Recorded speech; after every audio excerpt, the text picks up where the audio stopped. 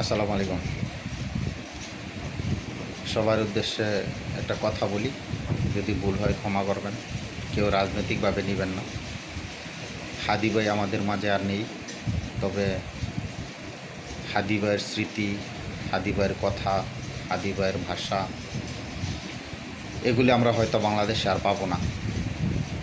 এই বাংলাদেশে আরেকজন হাদি আর দ্বিতীয়বার পাওয়া যাবে না। আমরা সবাই হাদি ভাইয়ের রুহের মাগফিরাত কামনা করি, হাদি ভাইয়ের জন্য দোয়া করি। আশা করি হাদি ভাইকে যারা এই মারতে সহযোগিতা করছে তাদের যেন সঠিক শাস্তি দেয় সরকার,